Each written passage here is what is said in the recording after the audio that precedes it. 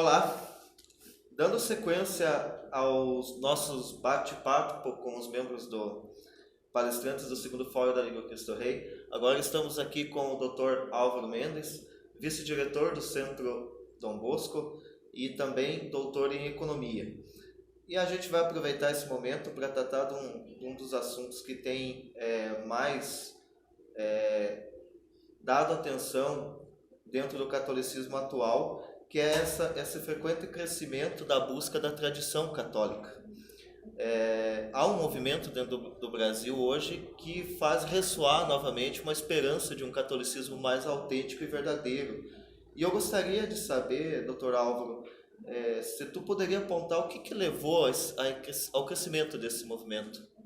Então, eu diria que existe, em certo sentido, nós entramos no início do século XXI de uma forma muito sem esperança. Então, parecia tudo tomado, todo um processo revolucionário que ele se inicia ainda de uma forma muito remota no final do período colonial, que se aprofunda durante o Primeiro Império e o Segundo Império e que se acelera em um ritmo muito grande com a proclamação da República no Brasil e depois com as crises do movimento pós-conciliar, a gente chega no início do século XXI num processo de completa dominação do pensamento revolucionário. Então, isso parecia trazer muita desesperança. Mas então, eu diria que dois grandes movimentos contribuíram para essa retomada da tradição no Brasil. O primeiro é a decadência do processo revolucionário, porque é óbvio que as sociedades elas são tão mais perfeitas, tanto mais católicas elas são. Então, a partir do momento em que a influência da Igreja Católica praticamente saiu da sociedade, o que veio? Veio o caos. Veio 65 mil mortos, o PT com toda a sua corrupção, o país quebrado economicamente, etc. E aí, de repente, o homem ele se viu como o filho pródigo, comendo a comida dos porcos. E aí, quando ele comeu a comida dos porcos, o cidadão brasileiro começou a perceber que havia algo de errado. E a primeira reação do brasileiro a partir desse momento foi fazer o quê? Ir protestar contra o governo. Então a gente teve uma visão muito clara de 2015 e 2016, que de tentativa de impeachment da Dilma, que se sucedeu, e da promulgação de um presidente que eu diria que é menos revolucionário do que o anterior. Então há um despertar, as pessoas sabem que o que está sendo entregue agora é ruim, e aí isso faz com que as pessoas busquem olhar para outro lugar. Bom, então onde está a solução? E aí muitas pessoas começaram a identificar personalidades que apresentavam propostas diferentes. Uma delas, óbvio que ainda muito aquém do razoável para alguém que é católico, é o Jair Bolsonaro. Então ele é uma pessoa que trouxe muitos indivíduos para a chamada nova direita, que ainda não é o ideal, está longe do seu ideal, porque a gente sabe que a única divisão que funciona, a única divisão clara na história é de Santo Agostinho, das pessoas que amam a cidade de Deus e das pessoas que amam a cidade dos homens. Então, tudo que não é católico, em termos doutrinários, é revolução. Mas é inegável que essas pessoas elas começam a sair do pensamento revolucionário para um pensamento mais próximo da igreja, e algumas vão conseguir enxergar mais longe. E aí elas vão encontrar pessoas e movimentos que apontam uma solução que aí sim é mais efetiva. Uma delas é, por exemplo, o Padre Paulo. Outras, a própria internet vai ajudando a chegar, né?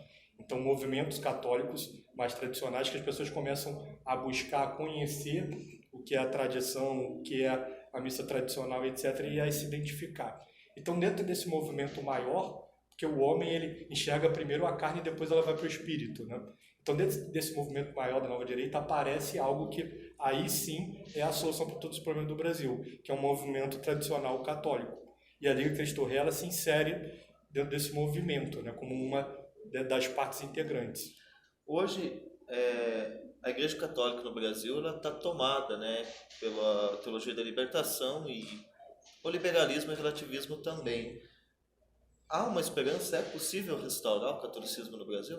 Eu acredito plenamente, porque quando a gente olha para toda a trajetória histórica do Brasil, a gente vê que existiram movimentos de reação e certas personalidades elas conseguem identificar o cenário das coisas e propor soluções e trabalhar para essas soluções.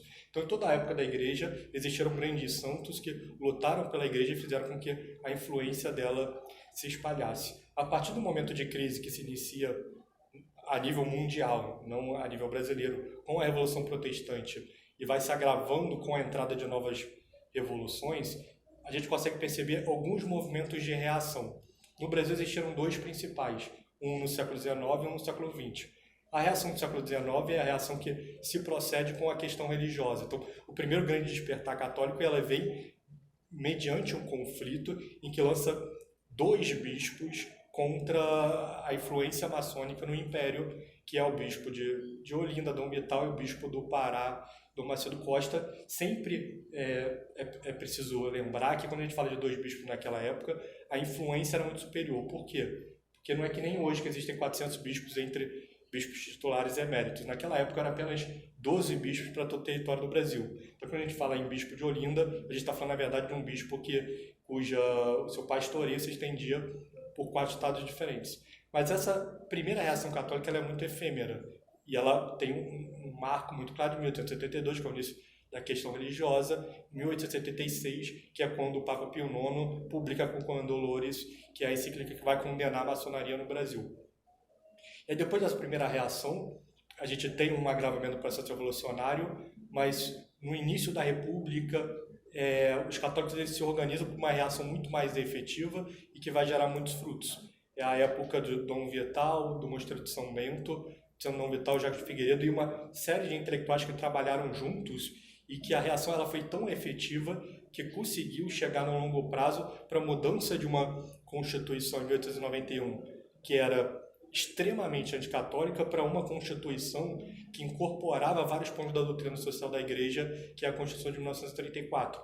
Então houve uma vitória parcial que não foi mais forte, porque ela foi completamente destruída, a reação católica, pelos ventos revolucionários da segunda metade do século XX.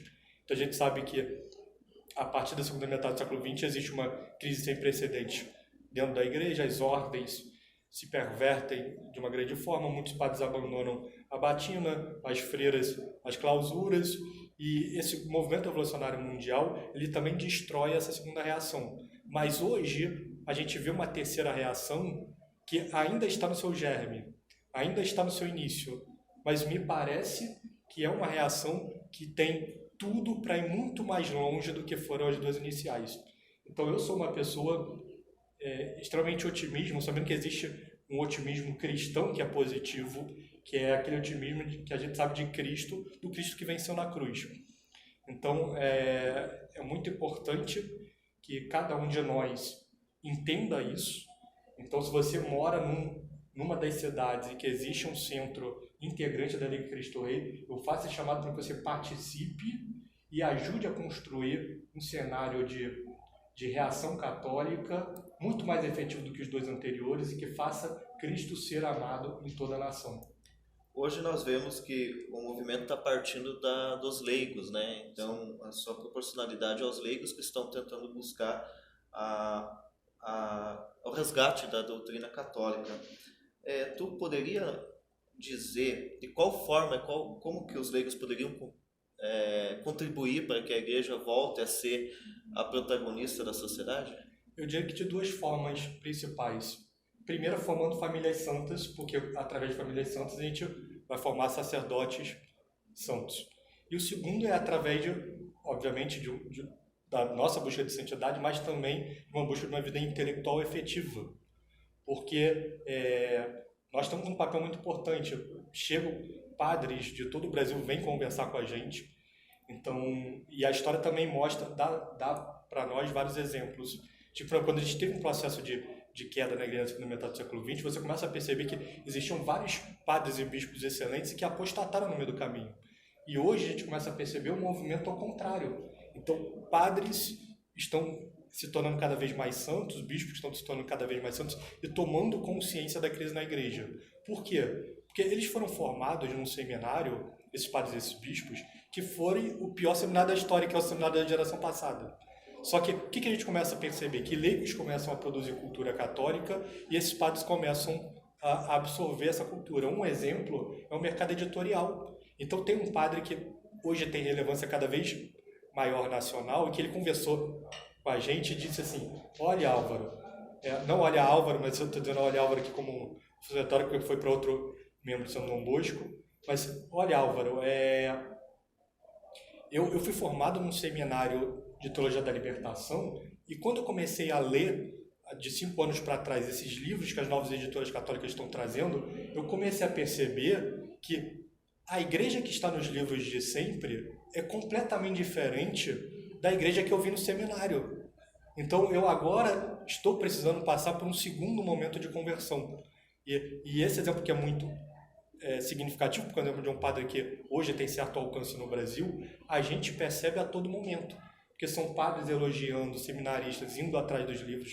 Então, se antes você só tinha aquelas grandes editoras decadentes que publicavam Padre Leonardo Boff, o Leonardo Boff, né, chamado de padre, perdão, ao ofício de sacerdócio, mas o Leonardo Boff, Frei Beto, etc. Se essa é a literatura dominante, vários hereges, então você entra hoje numa livraria católica tradicional, antiga, são só heresias ali. E hoje existe um conjunto de grandes editoras dentro e fora da Liga, trazendo um material que para os sacerdotes vai ser, eu tenho certeza que um instrumento de muitas conversões, né? Muitos padres vão ser mais fiéis à tradição porque estão assistindo às aulas de muitos leigos e de muitos padres bons também, e também lendo livros e outros assuntos. Então é muito importante nós leigos trabalhemos produzindo cultura católica, porque também os padres vão absorvê-la. Muito bem, agradecemos a disponibilidade do Dr. Álvaro, que está conosco aqui no segundo Fórum da Liga Cristo Rei. Obrigado, Álvaro. Obrigado, Edmilson. Até mais. Viva Cristo Rei! Viva Cristo Rei!